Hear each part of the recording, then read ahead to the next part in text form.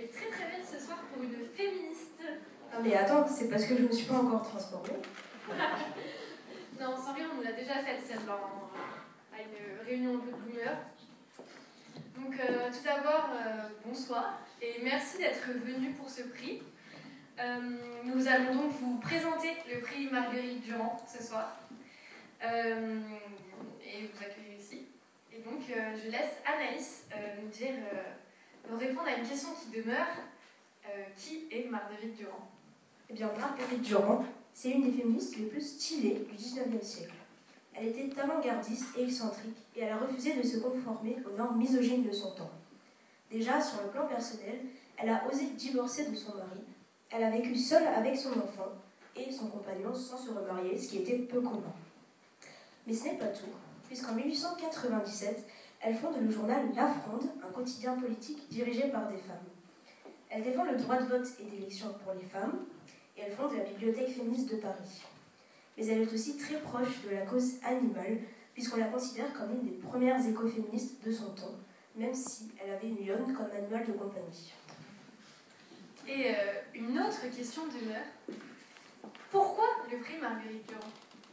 Parce que Marguerite Durand, c'est une féministe de l'ombre qui n'a pas eu peur d'exprimer ses idées dans une société inégalitaire, car elle était avant-gardiste et excentrique, donc elle constitue un modèle pour les mouvements féministes.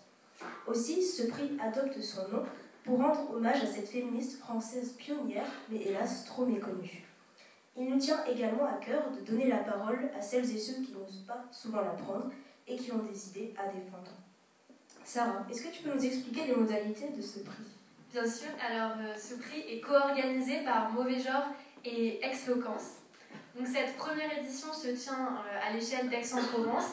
Ainsi, tous les étudiantes et tous les étudiants de la ville ont pu participer, même si apparemment le seul étudiant hors Sciences Po nous a quittés. Et donc les candidats auront aujourd'hui 3 minutes pour nous faire un discours sur un sujet conçu par Mauvais Genre et distribué aléatoirement et impartialement. Ils seront jugés sur le fond et sur la forme par nos jurés qui, à notre grand plaisir, ont accepté de nous rejoindre ce soir et que je te laisse nous présenter. Donc pour le prix Marguerite Durand, nous avons l'honneur d'accueillir Mathias Révon.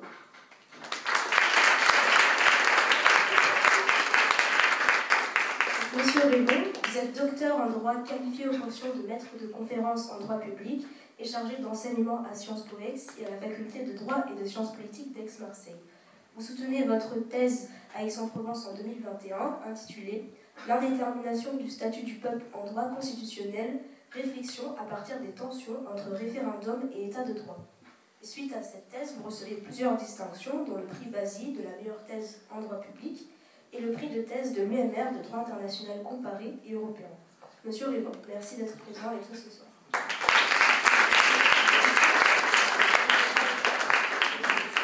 Nous avons également le plaisir d'accueillir Cécilia Carillo. Donc, vous êtes une militante et membre du collectif Nous Toutes Marseille, engagée contre les violences faites aux femmes, aux personnes LGBTQIA+, et aux enfants. Vous êtes bénévole et vous mettez en place des stands de sensibilisation et de prévention. Vous mettez en avant les chiffres de violences faites aux femmes pour conscientiser. Vous êtes également engagé contre les maltraitances animales dans les associations One Voice et Anonymous for the Voiceless. Cécilia Carillo, merci d'être avec nous ce soir.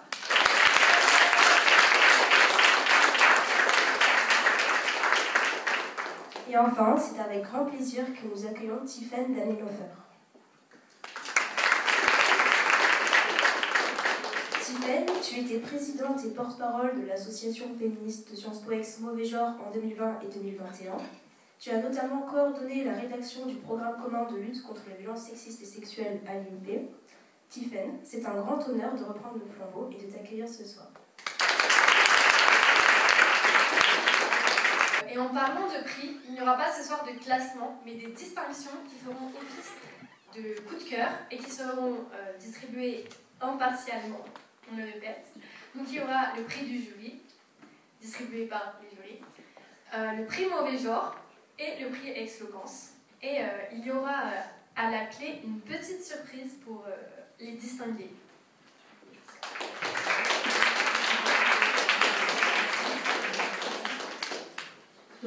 commencer. Sarah, qui sera notre première candidate? Donc notre première candidate, ça sera Yasmine, étudiante en deuxième année à Sciences Po Ex, qui ouvrira le bal sur le sujet. Si elle a des bleus, c'est qu'elle jouait dans la peinture de Orelsan. Donc nous souhaitons une bonne chance à tous nos candidats et à tous les participants, et notamment à Yasmine, à qui nous laissons la scène.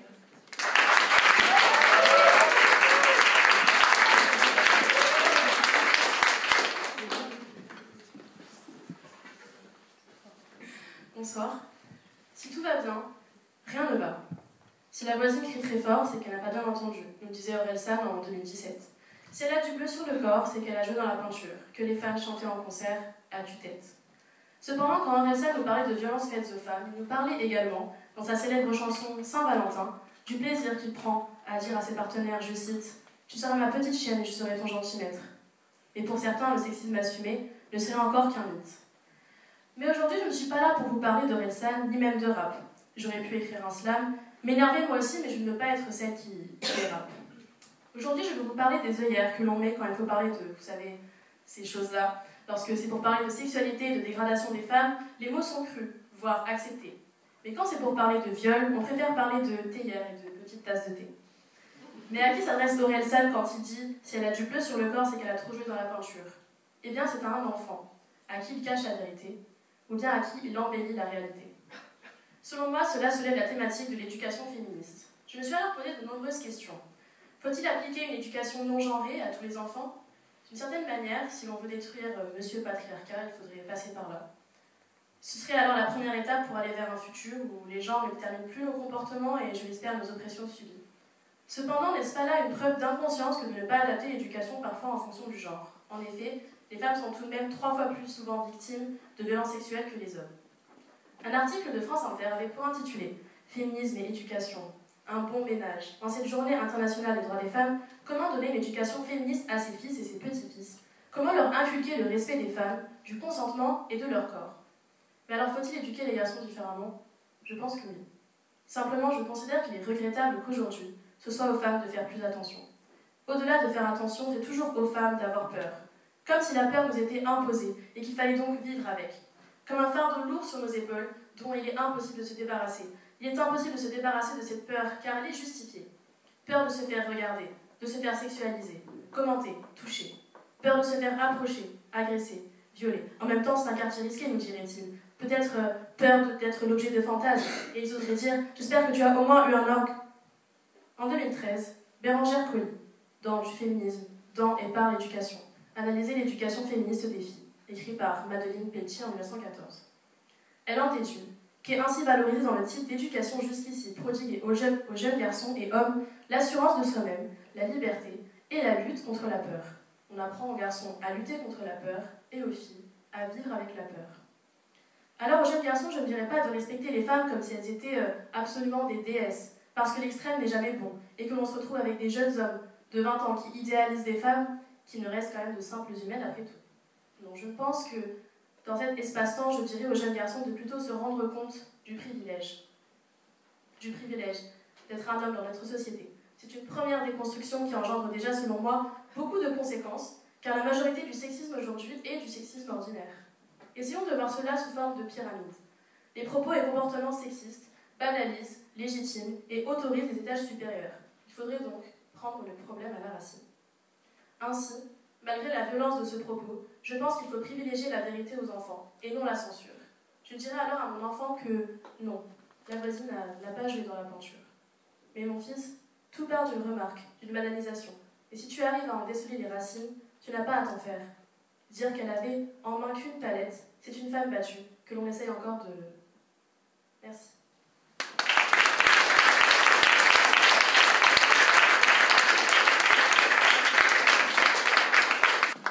Merci Yasmine pour ce discours poignant et engagé. Je suis sûre que vous avez toutes et tous déjà entendu cette chanson, enfants ou adultes, mais aujourd'hui ce n'est pas pour chanter que Gabriel Gilbert va monter sur scène, mais pour faire un discours engagé. Sur le sujet « Un jour un prince viendra », Gabriel Gilbert.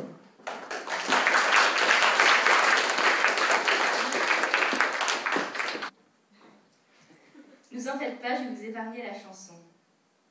Quoi, vous ne voyez pas de quoi je parle? laissez-moi vous décrire la scène.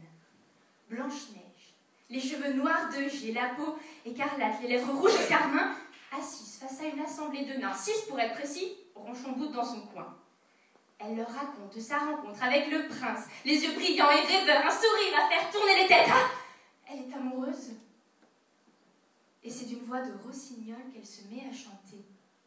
Un jour, mon prince viendra. Et quel prince? Monsieur Charmant, de son nom, aimable jeune homme dont elle a croisé le regard une fraction de seconde.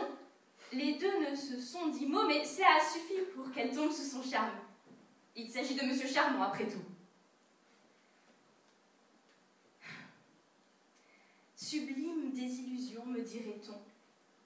Pourtant, si aucune position n'a été imposée, ce sujet, je souhaite le traiter à la positive.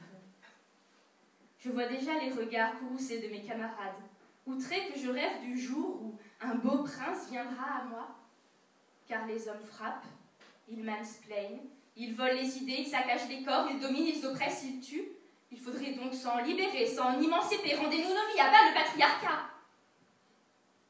Ne vous méprenez pas. Je ne conteste ni les chiffres, ni l'histoire, et je ne suis pas passive dans mon attente.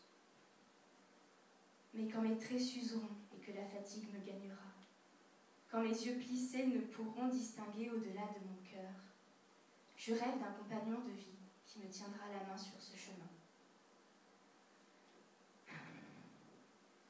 Objet de mon affection au charme romanesque, je n'en demande pas tant, simplement un regard perçant qui saura voir au-delà de mes imperfections.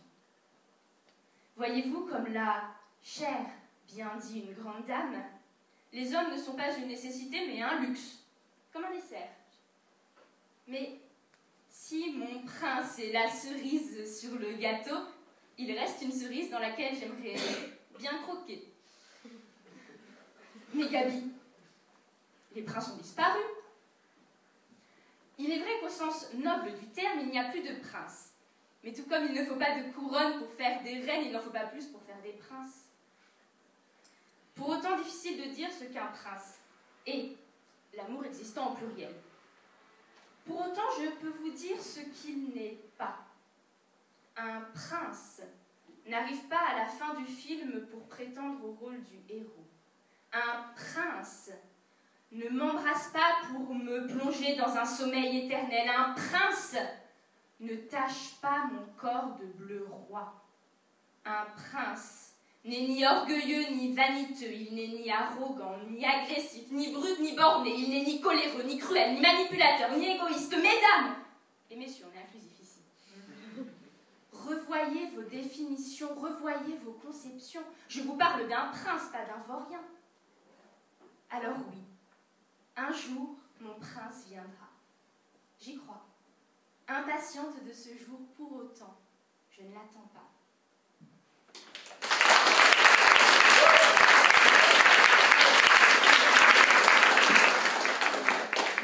Merci Gabrielle pour ce magnifique discours.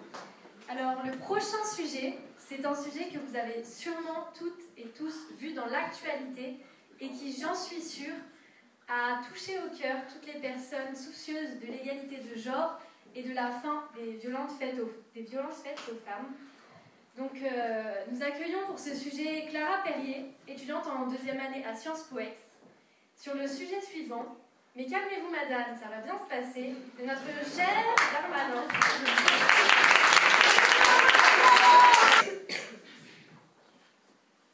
Toute ma vie, on m'a dit de me calmer, que j'en faisais trop, que je prenais trop de place, que je parlais trop fort, que j'étais trop.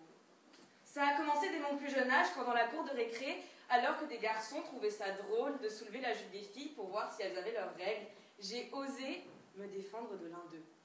Et des surveillants ont jugé nécessaire de me réprimander.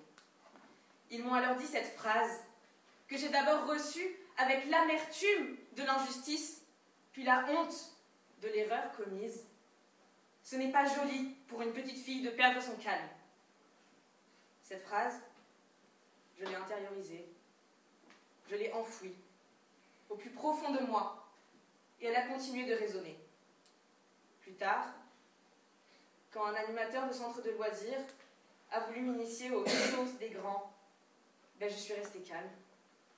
Je suis restée calme parce qu'on m'avait appris à me taire, à ne pas prendre de place, à ne pas faire de bruit.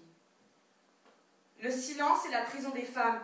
Ces murs sont parfois rassurants car ils nous empêchent de nous questionner sur ce qu'il y a derrière, de voir plus loin. Ce silence-là, ce silence confortable du déni, est différent de celui de l'oppression. C'est de celui-là dont je veux vous parler ce soir. C'est une censure, un bâillon qui nous étouffe, de la volonté délibérée de faire taire, à la remise en cause permanente de ce qu'une femme peut exprimer. Combien d'entre nous ne se sont pas sentis humiliés en voulant parler? Ce fut le cas de ma mère au commissariat, où l'on a supposé qu'elle exagérait la violence de son mari, parce qu'après tout, c'est un homme maladroit, mais c'est un homme qui vous aime, madame. Ce fut le cas de ma meilleure amie, dont le premier copain lui a dit avec un ton terriblement banal « Ta gueule, tu parles trop ».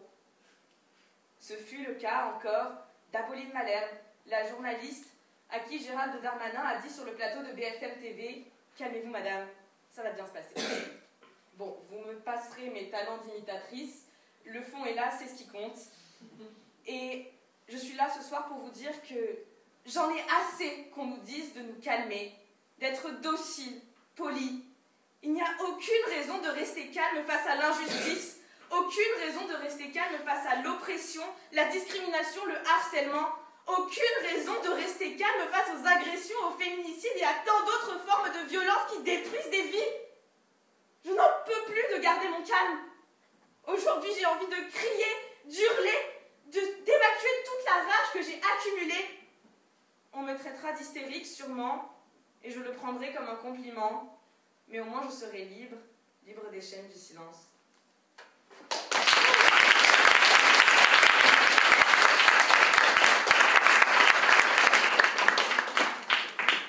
Merci Clara pour ce discours cathartique et courageux. Donc maintenant, on a le plaisir d'accueillir Marie Lucas, étudiante en 2e année à Sciences Po Ex, sur un sujet qui fait référence aux injonctions à la masculinité. Nous accueillons Marie Lucas sur « Tu seras viril, mon guide ».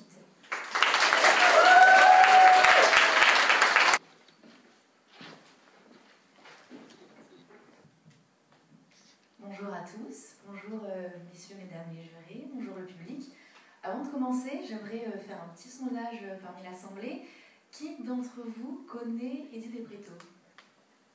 Ok, super.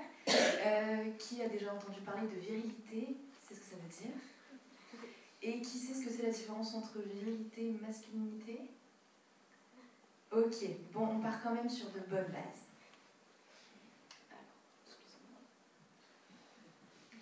On va pouvoir commencer. Nous allons donc essayer d'analyser ensemble la phrase d'Edith Despreto « Tu seras viril, mon kid », tirée de son titre « Kid », sorti en 2018.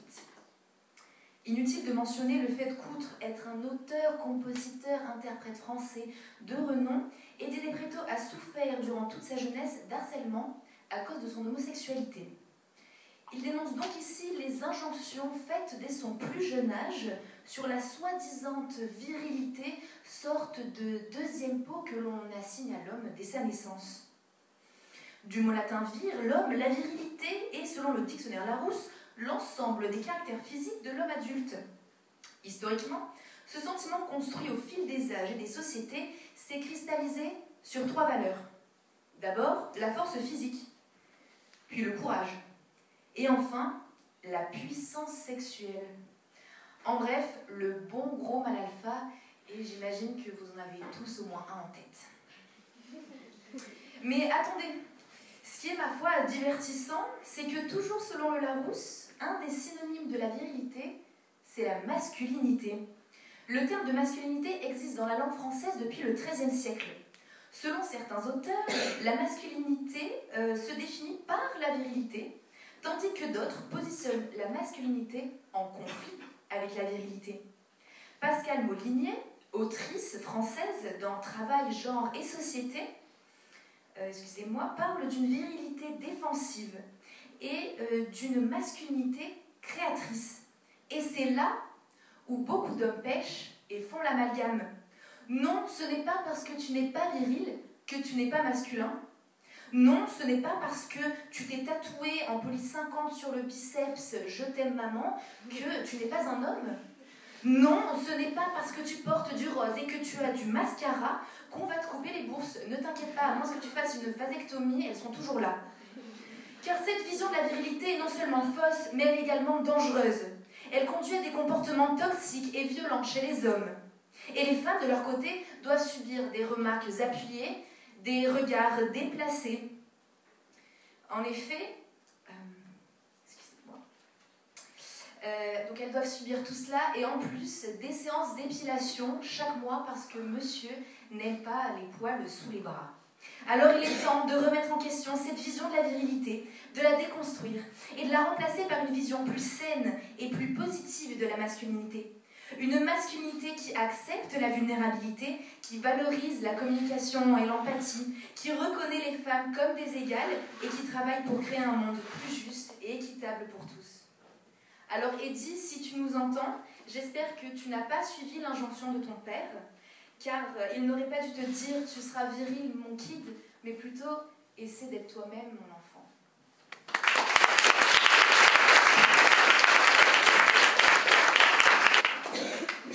Merci Marie pour ces discours poignants et amusants.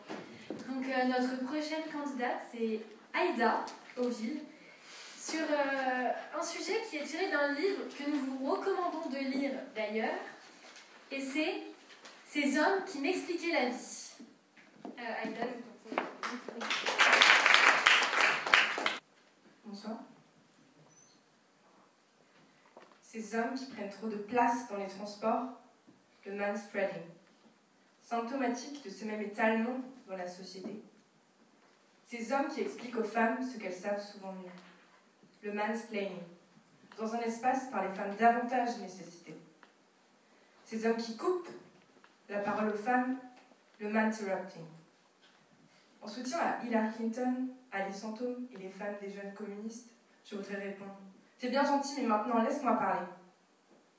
Si peu de femmes excellent en politique, ce n'est pas par absence de cette jouissance du pouvoir, mais parce que les hommes l'écoutent 2 fois plus. Tes mots sont aussi violents que les guerres déclenchées. Ta langue me soumet. Dans le domaine militant, du travail, des dramas de Corée. Le langage, un carcan des pensées. Papa, selon toi, je devrais me contenter de n'avoir jamais reçu de cadeau. Mais tu n'imagines pas une parentalité en dehors de ta virile fierté. Tu es resté coincé au siècle dernier et penses pouvoir m'imposer ton avis sur la vie. À tous ces hommes vieillis qui veulent expliquer la vie, sans connaître le potentiel de la chair qui les rattache à cette vie. Sachez qu'à vos dépentes, la prostate et le téton ont envie, mais vous les délaissez en faveur du missionnaire. Vous voulez m'expliquer la vie? Commencez par le faire entre vous. Marre de vous éduquer à l'organisation, aux émotions, à l'écoute. Marre d'être chargé de votre mental à mon dépit. Connaissez-vous vous-même avant de m'expliquer les alentours. Si vous maîtrisez les arts oratoires, vous pouvez bien penser aux mouchoirs et à boire. Les mots primés des hommes sont autant d'écrivaines ignorées par les jurés. Le prix du silence historique est mon fer de lance. Et les mots galopants d'éloquence, le cheval de Troie d'Elsa Triolet, dans cet enclos dressé par les hommes lettrés. La langue m'élève, car avec elle je choisis, quand je soumets ta queue ou te dis de la fermer. Je vais faire éclater les codes linguistiques, mettre mon empathie au profit de nous toutes, les muselées, et de toutes ces femmes tuées. Die Sprache des Feminismus ist multilingual, according to Gloria Anzaldúa. La langue est politique. Le comble de l'oppression patriarcale, c'est que tu perdras ta compétition orale, à cause de tes impératifs, entre assertion et grossièreté. Tu serais mal d'employer le code efféminé, tandis que moi, je peux parler comme une femme, m'exprimer comme un homme et crier comme une chienne.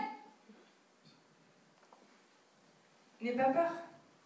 Ta rédemption sera la grande cause de ton quinquennat. Pas du tout, un peu, beaucoup. passionnément, à la folie. Dorénavant, seul le mansplaining de Thomas Messia sera recevable, et plus qu'une Marguerite Durand. Car même toi, tu sais que notre victoire n'aura lieu que si tu ouvres tes oreilles et portes enfin tes couilles sur la table.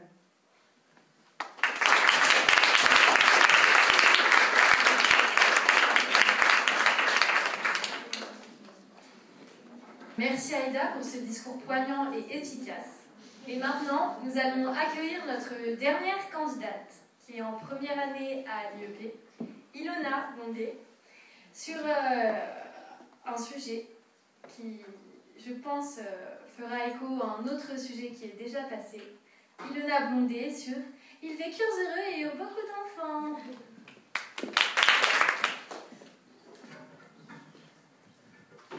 Bonsoir.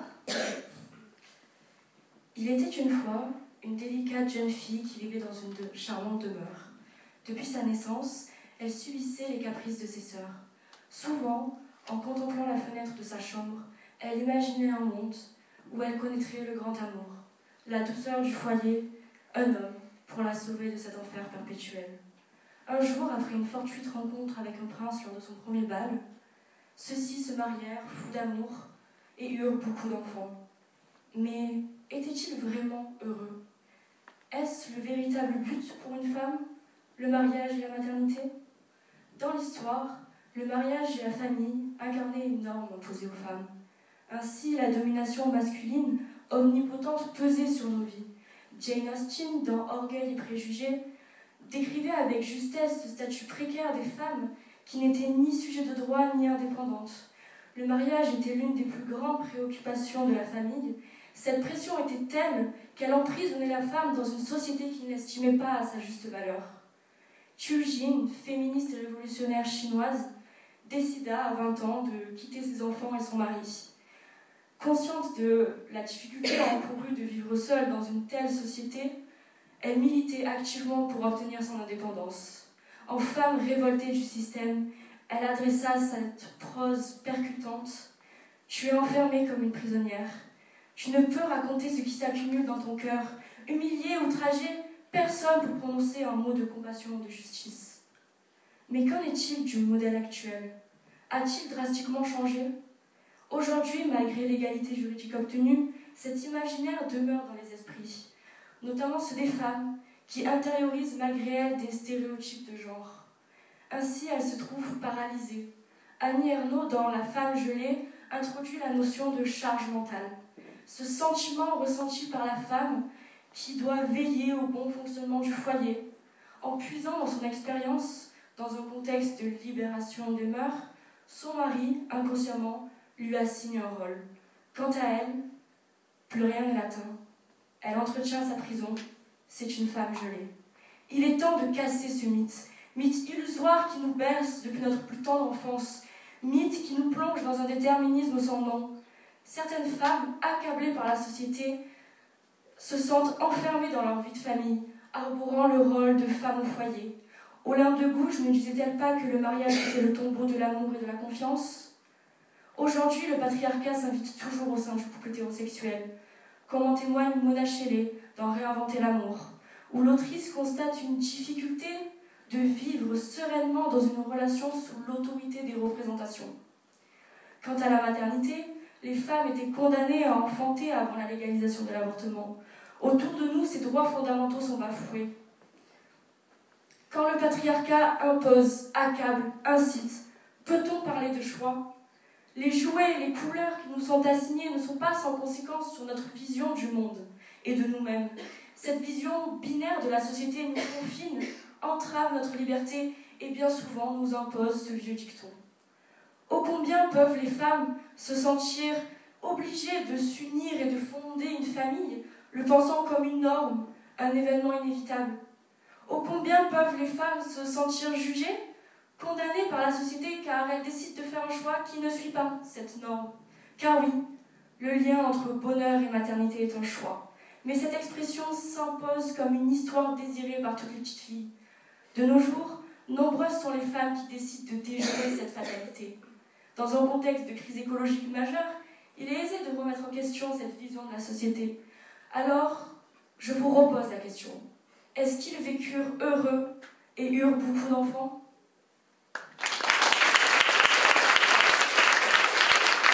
Merci Ilona pour ce discours courageux. C'était notre dernière candidate. Et nous tenions à remercier l'ensemble des participantes qui ont eu le courage de venir aujourd'hui ici. Et nous allons désormais laisser notre jury et nos 2 associations délibérer. Donc on se retrouve d'ici 15 minutes.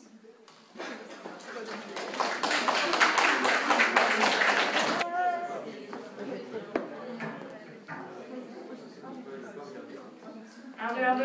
Tout le monde est bien là? Tout le monde est revenu de sa pause pipi? Parfait.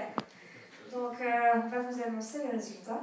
Mais avant tout, nous tenions à vous remercier pour cette soirée qui était tout à fait agréable. On a passé d'excellents moments avec vous. Les contenus étaient super. Chacune d'entre vous a fait une présentation qui nous a touchés et on était très contents de voir à quel point vous êtes éclatés sur scène, avec des niveaux, des facilités plus ou moins différentes. Mais en tout cas, on a vu que vous vous êtes amusés ce soir et nous, forcément, on a adoré. En tant qu'ancienne présidente de Mauvais Genre, je salue quand même l'organisation de mes successeuses qui du coup ont fait un super travail pour que tout le monde soit réuni ici ce soir. Donc je les remercie infiniment. Je remercie toutes les personnes qui sont là aussi ce soir pour avoir soutenu vos camarades, candidats, candidates, et de partager ce moment avec nous. Donc merci à tous et à toutes. Et je vais passer la parole à Mathias. Donc je fais du suspense, parce qu'on ne peut pas avancer, on sera à la fin. Déjà, wow, merci beaucoup. Je crois déjà qu'on peut réapplaudir tous les participants.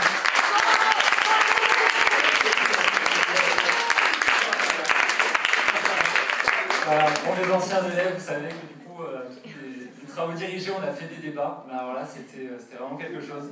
Je conseille aux organisateurs, vu que c'est la première édition, ce que je disais tout à l'heure à Thomas, donnez-leur plus de 3 minutes, parce qu'on a envie que ça dure plus longtemps. Alors sauf si la prochaine fois vous avez 30 candidats, mais si c'est pas le cas, faites 5-10 minutes. Vraiment, on s'est éclaté à vous écouter, c'était poignant, c'était drôle. C'est vraiment génial sur la forme, sur le fond. Donc merci beaucoup et on revient l'année prochaine sans aucun souci.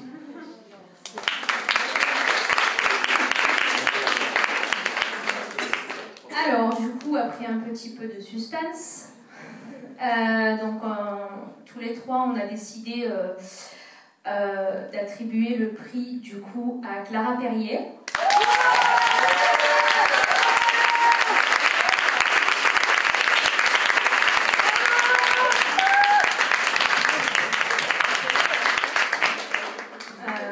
C'était un texte très poignant. Pour ma part, je l'avais mis vraiment dans le top 1. Après, tous les 3, donc, on s'est décidé. Dans la forme et dans le fond, aussi au niveau de l'éloquence, malgré tout. Et moi, personnellement, qui lutte contre les violences sexistes et sexuelles auprès de nous toutes, ça m'a beaucoup touchée.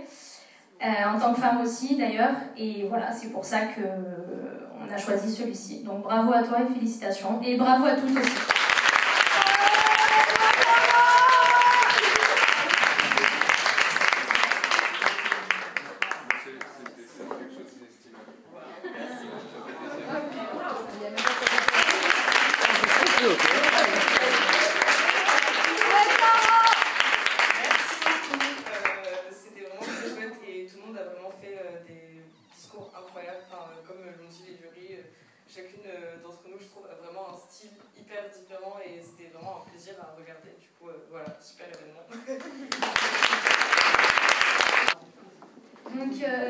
Avec Mauvais Genre, nous avons aussi attribué un prix. On a délibéré impartialement et vraiment. Mais le nom qui est ressorti, et nous t'invitons à nous rejoindre sur scène, c'est Marie.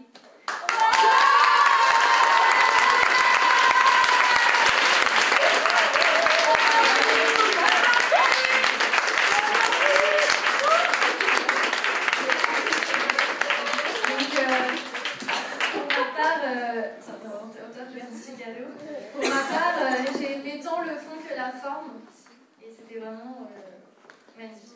Et je vois qu'elles ont tous un petit mot à te dire. Donc, voilà, personnellement, j'ai adoré parce qu'il y avait une espèce de douceur et de force en même temps. J'ai adoré le ton, autant sur la forme et sur le fond. Donc, merci d'avoir eu le courage de participer. Merci beaucoup. De manière totalement impartiale, je pense que si le bureau Mauvais Genre a voulu voulu donner le prix à Marie, c'est aussi parce qu'elle a cet humour qui fait passer les choses difficiles d'une certaine façon et plus facile à accepter. Donc félicitations.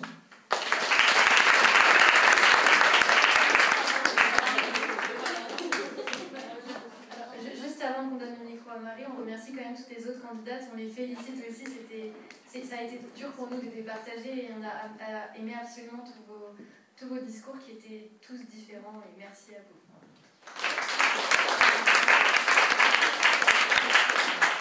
Merci à toutes, vraiment, je suis hyper émue, je m'y attendais pas du tout, donc c'est incroyable. Et vraiment, je tiens à remercier toutes celles qui ont participé parce que vous m'avez toutes émue énormément aussi. Donc bravo, bravo, bravo, merci encore.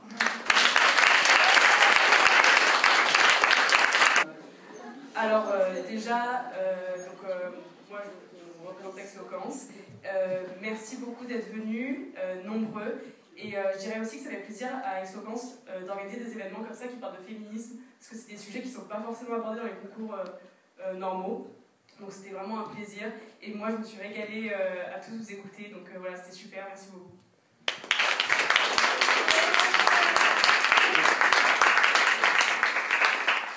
Moi aussi, du coup, comme je suis Sybille, je trouve ça super qu'on mélange aussi, qu'on fasse des partenariats entre assos comme ça. Et de voir aussi qu'il y a autant de personnes qui se mobilisent pour cette cause, c'est super et bravo à toutes.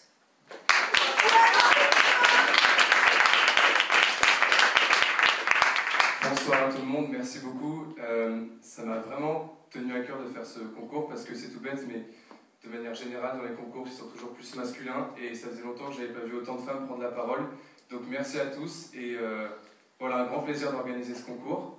Donc maintenant, on va attribuer le prix d'Aix-Loquence qu'on a donné à la prestation la mieux incarnée, la plus théâtrale, techniquement la plus maîtrisée. Elle est usée des concours d'éloquence, c'est Gabrielle Gilbert.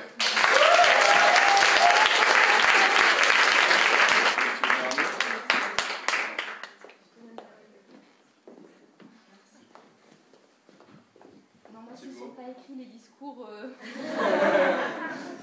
Merci. Eh bien, je pense qu'on peut clôturer la soirée.